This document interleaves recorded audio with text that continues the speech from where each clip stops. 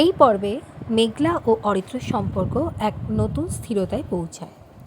তারা পার্কে সময় কাটায়, হাত ধরে হাঁটে আর নিজেদের ভেতরের ভাঙনকে ছুঁয়ে ফেলে। কিন্তু ঠিক সেই সময় ঋষি নতুন শহরে এসে কলেজে ভর্তি হয়। সে আসলে মেঘলাকে ভুলতেই পারেনি। অরিত্র সেটা দেখে আবার ভয় পায়, কিন্তু চেষ্টা করে ঋষিকে দূরে রাখতে। কিন্তু ছায়া তো দূরে থেকেও থাকে না। হ্যালো বন্ধুরা, কেমন আছে সবাই? বং এক্সপ্লোর চ্যানেলে আমি তোমাদের সবাইকে আরও একবার স্বাগত জানাই। চুপচাপ ভালোবাসা সিজন 3 পর্ব 15 শুরু করছি আজ তোমাদের জন্য। সময় তখন ঘড়ির কাঁটায় বিকেল 4টে। নতুন শহরের পার্কে মেঘলা আর অরিত্র হাত ধরে হাঁটছে।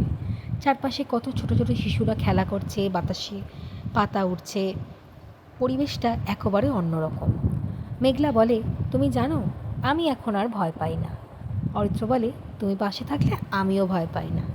তারা একটা বেঞ্চে বসে। মেঘলা মাথা রাখে অরিত্রর কাঁধে। তার চোখে সেই শান্তি, অরিত্র মুখেও হাসি।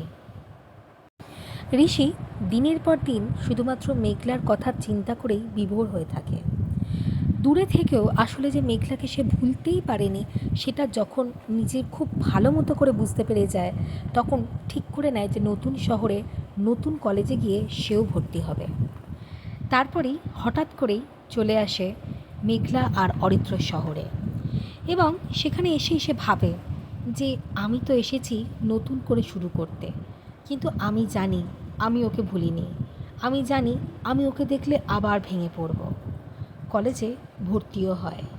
নাম লিস্টে আসে ঋষি সেনগুপ্ত, ডিপার্টমেন্ট লিটারেচার। অরিত্র কলেজে নোটিশ বোর্ডে ঋষির নাম দেখে তার মুখে আতঙ্ক ছড়িয়ে পড়ে। সেভাবে কি হলো, ও ওখানে কেন? ও কি আবার মেঘলার সামনে আসবে? সে মেঘলার দিকে তাকায়। মেঘলা হাসছে, শান্ত। অরিত্র জানে এই শান্তি ভাঙলে সে আর নিজেকে ক্ষমা করতে পারবে না। সে ফোনে কলেজের অ্যাডমিনকে মেসেজ করে, can Rishi be shifted to another section? Reply আসে, admission finalised, no changes possible. Rishi কলেজে হাঁটছে। তার চোখে মুখে খোঁজ আর দ্বিধাও আছে।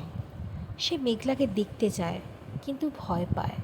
মনে মনে ভাবে, আমি জানি ও এখন শান্ত, আমি জানি আমি ডিজার্টান্স, কিন্তু আমি জানি না আমি কতটা দূরে থাকতে পারবো ওকে ছেড়ে। চোখের জল চলে আসে সব ভাবতে ভাবতে। ও জানে যে ও তো আসলে এখনও ছায়াই। মেঘলা আর অরিত্র পার্কে থেকে ঠিক যে সময় ফিরছিল, কলেজের গেটের সামনে ঋষি ঠিক তখনই দাঁড়িয়ে। তাদের চোখে চোখ পড়ে না, কিন্তু বাতাসে এক অদ্ভুত চাপের সৃষ্টি হয়। অরিত্র মেঘলার হাত শক্ত করে ধরে নেয়। মেঘলা বলে, তুমি ঠিক আছো তো? অরিত্র বলে, আমি ঠিক থাকতেই চাই, তুমি পাশে থাকলে আমি কখনো ভাঙব না। ঋষি কলেজের করিডোরে একা একাই হাঁটে। তার সামনেই মেঘলার ক্লাসরুম। সে থামে না। সে শুধু জানে সে আবার গল্পে ঢুকে পড়েছে। মেঘলা জানলার পাশে বসে, কিন্তু তার চোখে আলো, কিন্তু পিছনে সেই ছায়া। অরিত্র একা একাই ভেবে যায়, আমি জানি ছায়া ফিরে এসেছে, কিন্তু আমি এবার আলোকে আঁকড়ে ধরব। কেমন ছিল আজকের পর্ব জানাতে ভুলবেন না। Thank you. আমরা কিন্তু আমাদের চ্যানেলে এরকম নিত্য নতুন গল্প, রোম্যান্টিক গল্প ও অন্যান্য নানান ধরনের গল্প আপনাদের জন্য এনে থাকি।